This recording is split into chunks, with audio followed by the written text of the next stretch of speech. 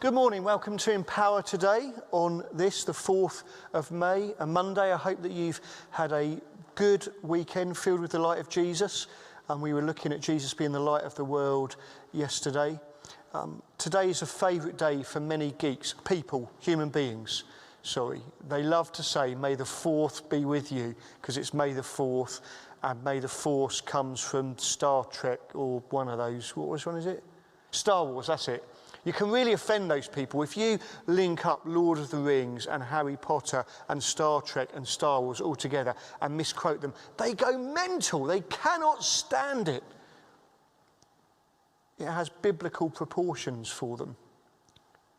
But I get that, don't you? Because every great story is about light and darkness, about good and evil, about a battle that is going on in which so often the person who is the goody, Luke Skywalker, goes through a period of reflection and learning. Do you remember when he was with Yoda and learned the ways of the Force and to be a Jedi? The temptation to go to the dark side when he is with Darth Vader, who's his father. Sorry if I've ruined that for you. And he's striking him again and again and again with the lightsaber. And the Emperor, this Death Star will be fully operational. Who is going, go on, finish him. And so the evil Emperor has gone from Darth Vader being on his side to making Luke, who will be stronger if he's evil, being on his side. There's so much going on in there. All of these stories have that. A hero, reflection, doubt, temptation to the dark side, and then they come through victorious. It's like the film Jaws. As one film writer said, Jaws isn't about a shark at all. It's about humanity. It's about Police Chief Brodie, who's new to the island, who doubts himself, who wonders when he'll be able to fit in, who after the first shark attack when Chrissy Watkins is killed and they only find her severed arm, decides to keep the beaches open and monitored to keep it quiet. He's tempted to the dark side. And when that little boy dies, and his mother slaps Police Chief Brodie's face, he's woken up.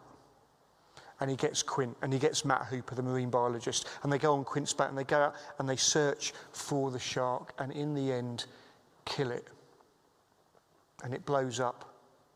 Do you know, in that film, the only noise that the shark makes, because sharks don't make noises, is a groan at the end as its carcass, bloodied and finished, descends into the water. And it's the exact same noise that Steven Spielberg used in the film that got him going, if you like. There was Sugarland Express.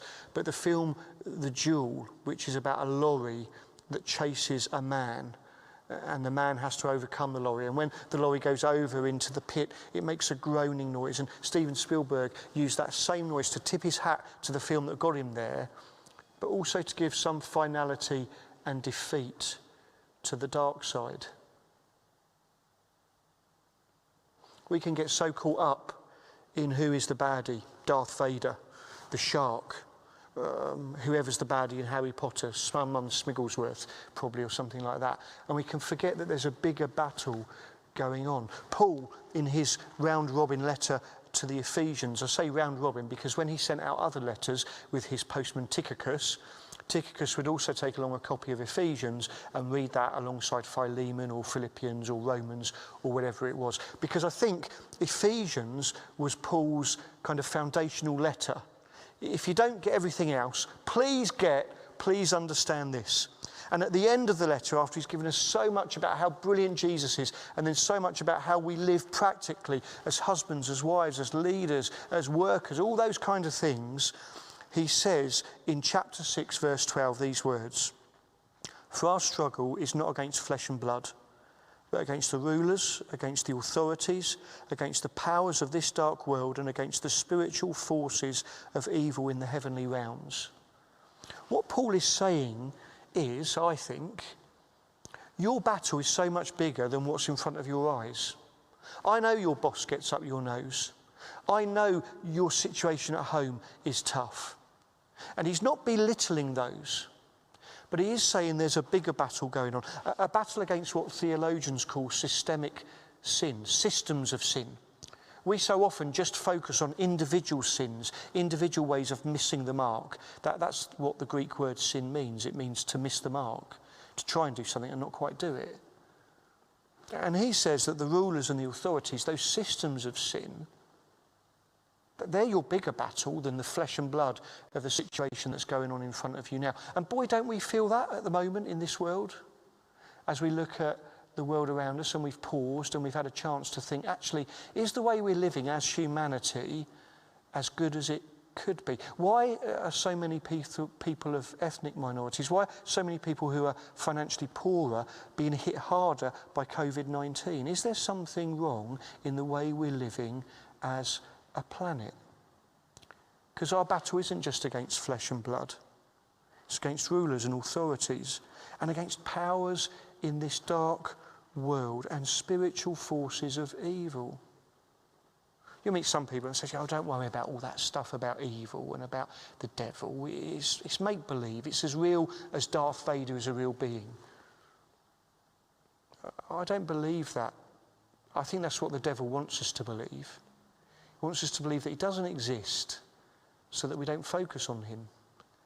And by focus on him, I don't mean that we spend all our time and energy looking for evil, that when we spill our spaghetti bolognese, we don't say, out of me, spirit of sloppiness. You just spilt your spaghetti bolognese because your mouth isn't big enough.